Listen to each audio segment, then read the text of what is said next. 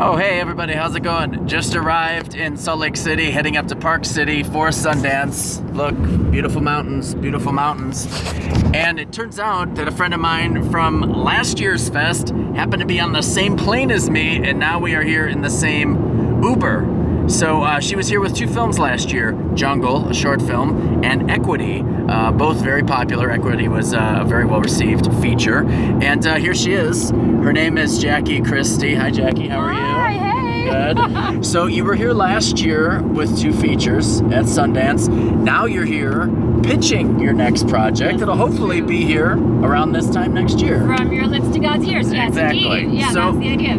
This is a first for me. So yeah, it was so crazy. We wound up on the same flight, and then we're like, well, let's just take an Uber up here. By the way, this is Bill. He's our Uber driver. He's a very nice person. There he is, right there. Hi, Bill. Hi. Good. So tell me, we've only got a couple minutes here. Okay. Tell me a little bit about your project. What's it called, and what's got you excited about it? Okay, great. So basically, this is my first feature as a director. Oh, okay, great. Yeah, so I'm writing and directing it. The title is Redemption of a Midlife Doormat. It is Love it. not autobiographical, okay?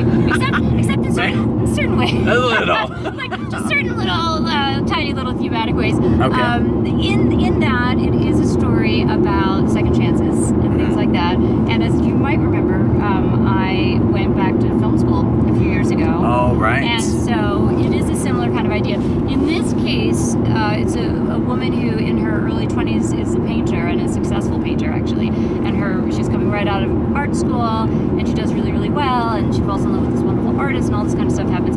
He dies tragically. Okay. She stops painting. She gets this huge commission. She never does it.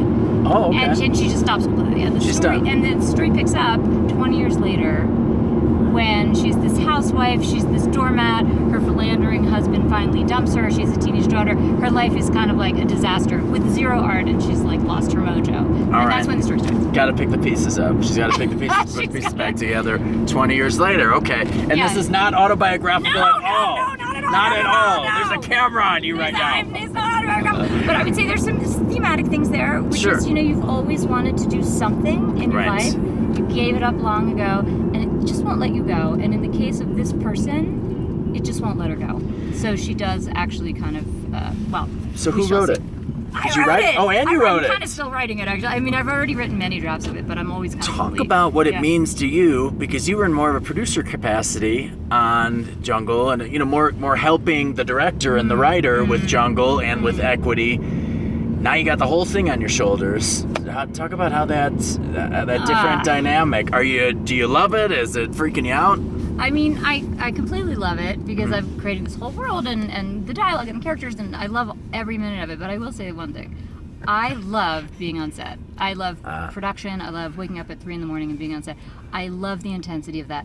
The aloneness of writing all by yourself all day long, it's not for me. It's just not for me. Well, So how I about can't wait the to be aloneness actually making the movie. of pitching this project to so many investors, asking them to believe in your vision? What do you think will help investors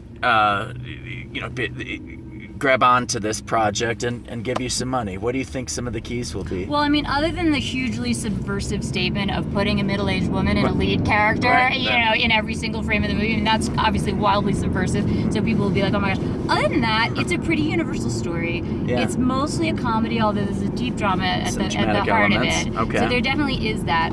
But it's also something that I'm genuinely hoping will be an inspiring story, and I kind of know my audience. A lot of people will be able to relate to. It'll connect with your audience. I think it will. And I think my audience is like middle-aged women who are a little bit lost. They're empty nesters. Their kids are leaving, the house. They're going off to college, and they're like, I never did that thing. So I'm hoping with my audience that's similar to my lead character, it'll kind of open out into a lot of people never did that childhood dream, but still want to. If we want to find you, how do we find you? If we want to find me, I don't know. I don't know if you want to put your number on this. Well, is there a that a website little or weird? something? All right, I'll post it underneath. I'll post some way to get in touch with Jackie, Jackie Christie. Yes. Be in So touch. if you're interested, you can drop her a line. Tell us the title again. It's called Redemption of a Midlife Doormat.